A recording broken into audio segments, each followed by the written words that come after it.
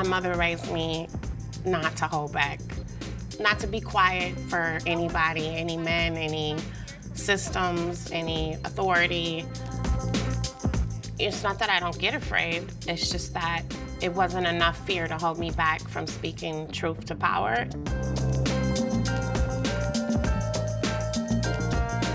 I'm a mom. I have 3 kids. I live on the north side of Minneapolis. I've been known to be an environmental justice organizer for the past 10 years.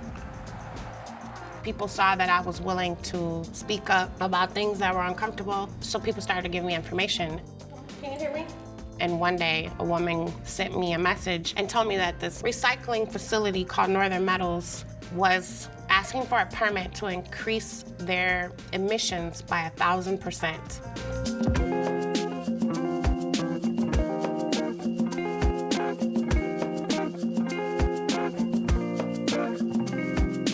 As they were breaking down the information, they were saying that people who lived in Hawthorne, they would have now an increased chance of developing cancer. And I was just so angry by that because our community tries so hard to really take care of each other.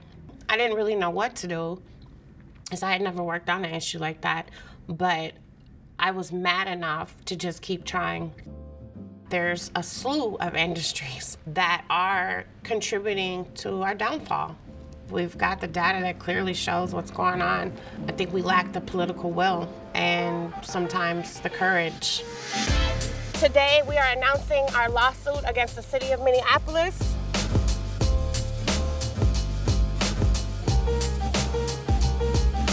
We were fortunate to have Ms. O'Brien, along with Representative Lee, host an environmental justice tour recently that a number of our committee members were able to go on, and so thank you for your hospitality. The last piece of undeveloped land on the Mississippi River. I wanted to thank those of you. What kind of strategies do we employ? Thank you for coming. We appreciate y'all, and we hope to maybe see you in the future on another adventure. Nobody wants to talk about the systemic racism, the issues that are detrimental to our community. That's what keeps racism going, is the fact that we've been shamed into not talking about it. A lot of times I would feel sick, actually. I think it was bad for my health to have a lot of arguments with white people about racism. I had to train my body to not take it all inside. We create a lot of policies, we have a lot of conversations, we have a lot of meetings, but we don't show a lot of emotion and we don't really talk about our humanness. 37 deaths can be attributed to particulate matter. When I'm at the state testifying or in the courts, I've heard judges, I've heard people who are running these meetings specifically tell people to not show emotion. And I was shocked because I was like, well, if we're not feeling anything, like we're dead. The city's legacy of environmental racism must be met head on. If you can get people to feel, sometimes you can break down those walls. I've seen success with getting people to have these hard conversations because I think that's what's missing. I remember this lady at the city who'd been there for years. She told me one time, Roxxanne, I've had a lot of sleepless nights thinking about the things you've said. And I remember being kind of touched by that because I was like, oh, you're still thinking about it? Good, We need white people to get it. We need them to suck it up and start to just educate themselves a little bit more because racism is not good for white people. We're kind of all in a boat here and there's a hole in it. The hole's on our side, but we're all going down and there's nothing good that's gonna come out of that.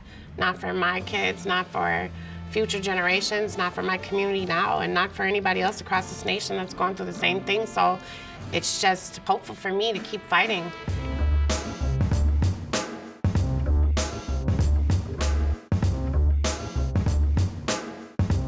Here we are, 10 years later, North Minneapolis is gone.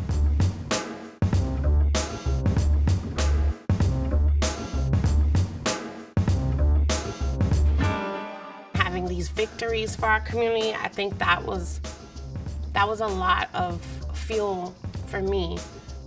It felt good. It empowered me and empowered others. It made me know that it was possible. And a lot of times we live in this community And a lot of things are pushed on us, and we're told there's really nothing you can do. It's coming anyway. And I just refused to believe that that was the case. And thank God I didn't.